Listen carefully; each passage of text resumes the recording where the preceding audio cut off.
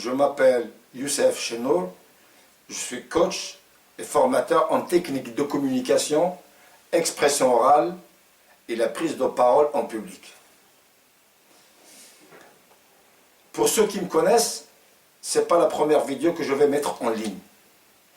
Sachez qu'à partir de cette vidéo, il y aura toute une série consacrée à la communication et la prise de parole en public qui va tracer la méthode que j'ai créée moi-même et que jusqu'à présent a donné de très bons résultats. Progressivement et tout doucement, vous allez voir, vous allez progresser jusqu'à ce que vous ayez confiance en vous-même lors de la prise de parole en public. Cette méthode se compose de plusieurs parties. Et la partie qu'on va voir aujourd'hui, c'est la partie que j'ai appelée, entre guillemets, se réconcilier avec la langue française. Si vous parlez déjà le français, dans la maison ou avec les amis ou les copains, et que vous la parlez couramment, cette première partie, cette première vidéo ne vous concerne pas. Par contre, si vous parlez très peu le français dans votre entourage, ou vous n'avez pas l'occasion de vous exprimer en cette langue, alors suivez cette leçon, l'introduction sur les techniques de communication en langue française. Alors j'ai appelé cela, l'introduction, je l'ai appelé se réconcilier avec la langue française. Qu'est-ce que cela veut dire?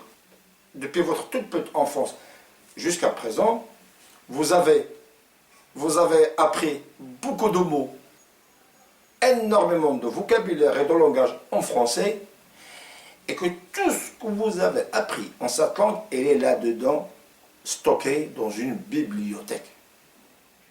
Là-dedans, dans votre bibliothèque. Seulement, voilà, tout ce langage, qu'est-ce qu'il vous dit? Écoutez, si vous ne m'utilisez pas, moi je vais dormir un peu.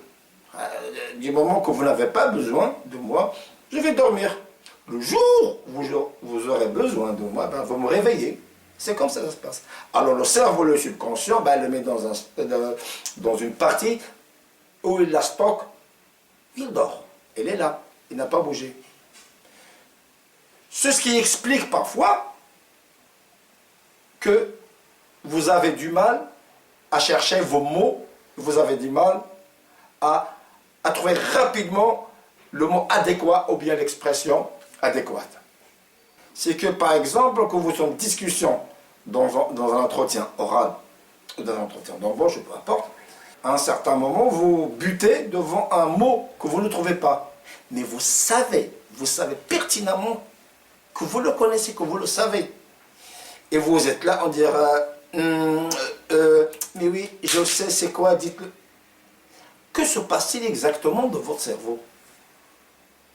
Ce qui se passe, c'est que vous voulez prononcer un mot, et le mot, il est dans votre bibliothèque.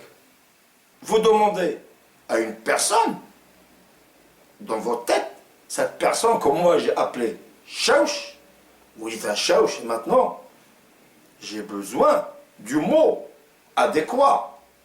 Alors s'il te plaît, va dans la bibliothèque, cherche-moi le mot. Pendant que lui, Chauche, il court dans la bibliothèque, il commence à fouiller, jusqu'à ce qu'il trouve le mot, et puis vous le ramène. Et puis, c'est là que vous le prononcez. Donc, il y a un décalage entre ce que vous voulez prononcer, le temps qu'on met le Chauche pour chercher le mot, et Chauche vous le remet, et vous le sortez.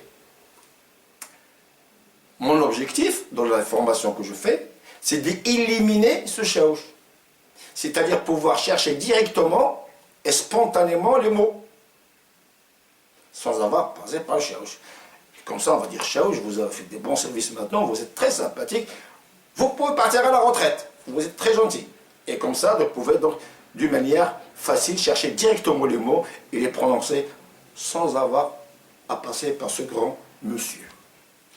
C'est ça ce qui explique que, souvent, quand vous êtes en train de faire pensez que vous avez envoyé Chauche chercher. Pensez à ce que vous avez demandé à ce vieux monsieur d'aller chercher le mot, tout simplement.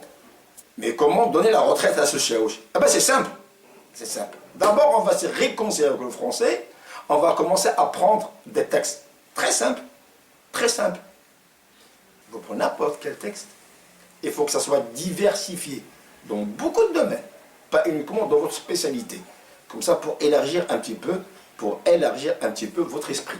Donc, vous allez tout d'abord prendre un texte d'une page, une page et demie, simple, de votre niveau, ni trop bas, moyen, et que vous allez lire à haute voix devant un miroir. C'est comme ça qu'ils font les acteurs, c'est comme ça qu'ils font les hommes politiques, c'est comme ça qu'ils font les grands orateurs. Alors vous allez prendre un texte, un texte d'une page à une page et demie, que vous allez lire tout doucement et à voix haute. Et même, sans avoir honte, c'est ce que je conseille parfois à mes stagiaires, même s'il faut mettre le doigt sur chaque mot, mettez-le et allez doucement.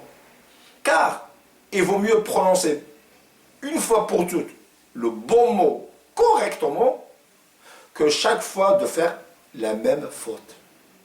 Alors, vous lisez la première fois, et vous lisez la deuxième fois, et vous allez constater que tout doucement, la bibliothèque va se réveiller et va surgir des mots que vous connaissez déjà. Donc, vous allez commencer à mettre le lien direct entre vos pensées et votre parole, sans passer pour notre cher retraité, notre cher chioche. Autre chose, si vous avez aussi l'occasion de pouvoir parler en français avec des collègues, avec des amis, ben faites-le. Ça va au début vous paraître un petit peu ridicule, va vous paraître un petit peu lent, et que c'est... Mais il faut passer par là. Et vous allez voir tout doucement, chaque fois, je vais vous donner une méthode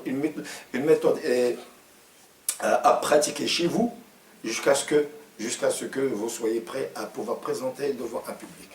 Donc l'objectif de l'introduction, l'objectif de cette introduction, c'est que vous réconciliez, que vous soyez en accord avec le français et pouvoir fluidifier votre langage. Donc lisez beaucoup à haute voix, et même parfois, donc s'il y a des mots que vous ne comprenez pas, ne les laissez jamais passer, regardez le dictionnaire et lisez-les correctement.